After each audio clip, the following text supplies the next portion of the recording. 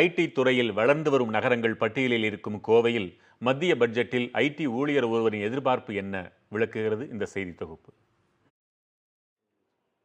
கோவையில் சிறு குறு தொழில்கள், விவசாயம் மட்டுமின்றி ஐடி துறையும் வேகமாக வளர்ந்து வருகிறது.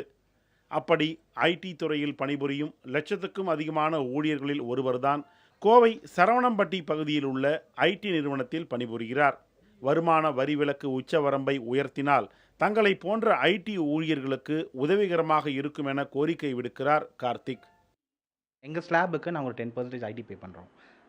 லாஸ்ட் இயர் பட்ஜெட்லேயே எங்களோட ஸ்லாப் கொஞ்சம் இன்க்ரீஸ் பண்ணுவாங்கன்னு நினச்சேன். பட் அது ஒரு பெரிய ஏமாற்றமாக போச்சு. இந்த பட்ஜெட்லேயாவது எங்களுக்கு அட்லீஸ்ட் ஒரு 5 lakhsலேருந்து 8 lakhs வரைக்கும் இன்க்ரீஸ் பண்ணால் எங்கள் செக்மெண்ட்டில் இருக்கிற ஆளுகளுக்கு ரொம்ப பெனிஃபிட்ஸாக இருக்கும்.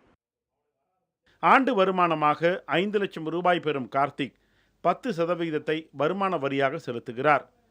எனவே வருமான வரி விலக்கு உச்சவரம்பை மத்திய பட்ஜெட்டில் உயர்த்தினால் ஐடி துறையில் இந்த சம்பள விகிதத்தில் பணியாற்றும் லட்சக்கணக்கான ஊழியர்களுக்கு பயனுள்ளதாக இருக்கும் என்கிறார் கார்த்திக்.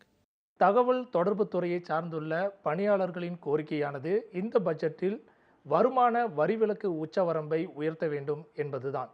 இதே கோரிக்கையை தான் கோவையைச் சேர்ந்த கார்த்திக்கும் வலியுறுத்துகிறார். புதிய தலைமுறைக்காக கோவையிலிருந்து ஒளிப்பதிவாளர் முத்துப்பாண்டியுடன் சுரேஷ்குமார்.